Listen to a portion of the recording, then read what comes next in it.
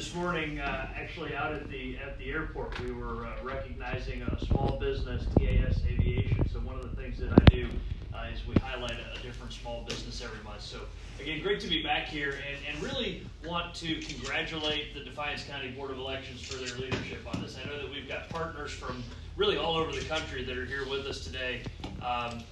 Verified Voting and Brennan Center and the Elections Assistance Commission, just to name a few. And then many of you have come from other county boards of elections in the region. So you all understand how a Board of Elections works and why a risk-limiting audit is a really interesting thing to come out and see. But for anybody that doesn't understand that, or for anybody that's watching on Facebook Live, every election now in Ohio, we conduct a post-election audit. Now, most counties do a simple sort of percentage-based post-election audit where they're effectively verifying that the electronic record and the paper record balance out, that they're the same. And what this is a way for us to reassure the voters that the contest was run honestly and fairly. But this is just one of many things along the way that are intended to reinforce the sense of confidence that voters should have in our elections. It starts from the very beginning when the voting machines that we purchase are certified by the Federal Elections Assistance Commission. They're also certified in the state of Ohio by our Board of Voting Machine Examiners. It continues when those are stored at the Board of Elections under double lock and key. And I always joke that this is like one of those submarine movies from the 1980s where you have to have two keys to launch the missile, you know. But at every Board of Elections, the Republicans have one key and the Democrats have another key. And so these machines are kept behind double lock and key. And effectively, that means that nobody's allowed in the room unless both parties are present. We trust and work well with one another, but this is that trust but verify kind of mentality that we bring to the bipartisan supervision of all aspects of elections. So again, those machines are tested and certified at the state and federal level. They're kept under double lock and key. Before each election, that they're tested thoroughly and observed. That this testing is observed by bipartisan technical experts from the boards of elections. We call it a logic and accuracy test, but it's basically just a test to make sure the machine is working the way it's supposed to. Of course, those machines are used on election day by highly trained poll workers. By the way, 35,000 of our fellow Ohioans are out working the polls on election day, so it's a big undertaking to make sure all of those individuals are trained and understand the equipment that they're using, but they do a very good job. The voters, of course, get to submit their ballot using these machines.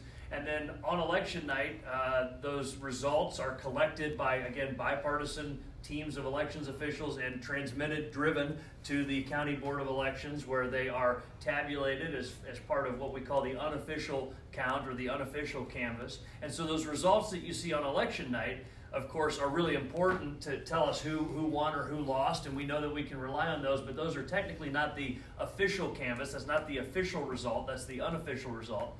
And then a few weeks later, the Board of Elections, once they've received in all the military ballots from overseas, once they've handled the provisional ballots and made sure that those were gone through thoroughly, then they're able to give us what the official final tally is. But that's not the end of the step.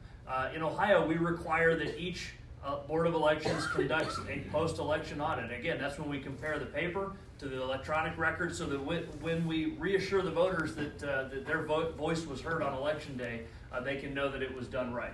Now, here in Defiance County, they have voluntarily decided to go above and beyond that.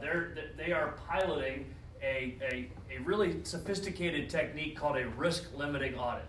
This has become the best practice among elections officials around the country as the way to really make sure that your post-election audit is as accurate as humanly possible. A risk-limiting audit is an advanced statistical technique that effectively places a tighter level of scrutiny on the contests that are really close.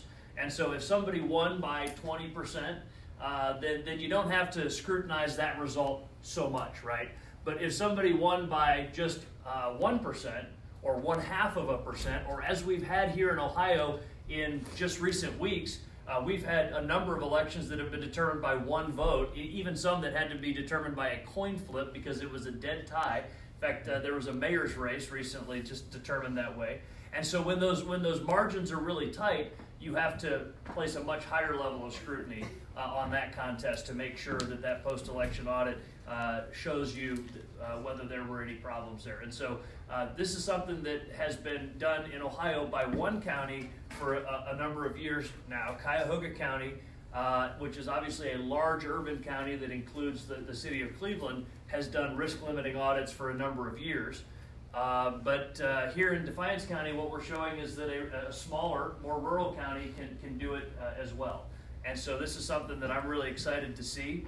I was interested to learn more about risk limiting audits, and so 2 years ago I traveled to Colorado when I was a member of the state legislature, and I met with the Colorado Secretary of State staff because they've been doing risk limiting audits there in Colorado as well. And so I learned about some of the stuff that you guys are going to get to learn about today, like you know, what they're going to do here and everything else, which is I think you'll find pretty interesting. Let me finish with this. The work that we do as elections officials is crucial. And as you all know, the eyes of the world are going to be on Ohio next year. I think that one of the most important things that we can do as elections officials for the state of Ohio is make sure that when the voters go to bed on election night, they know that the results were honest and that their voice was heard through the process of casting a ballot and having an election.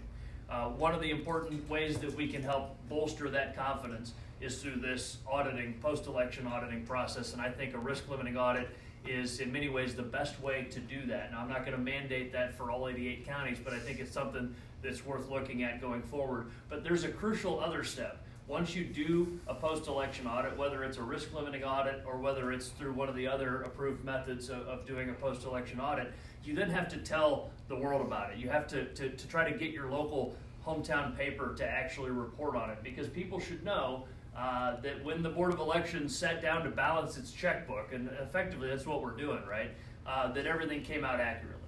So that whether it's in early December or whenever you get your post-election audit completed, you should make sure that the public knows about it, and that's important. But one last thing that I forgot to mention.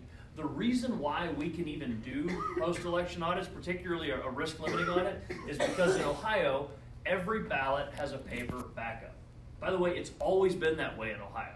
Going back 15 years when Ohio moved from punch cards to the new sort of modern generation of voting equipment, the state of Ohio mandated way back then that every ballot has to have a paper backup. So whether it's a voter marked ballot or whether it's a voter verified paper trail, there's always a paper trail. And it's remarkable to me that there's still something like 10 states that are trying to catch up to that and trying to make sure that by the time 2020's general election comes around, that they have a paper trail for every ballot. I sincerely hope that they get there. Thankfully, Ohio never had ballots cast without there being a paper trail for it. So really look forward to learning with all of you today, and kudos to Defiance County for taking this on. It's I know not easy, but thank you for your leadership.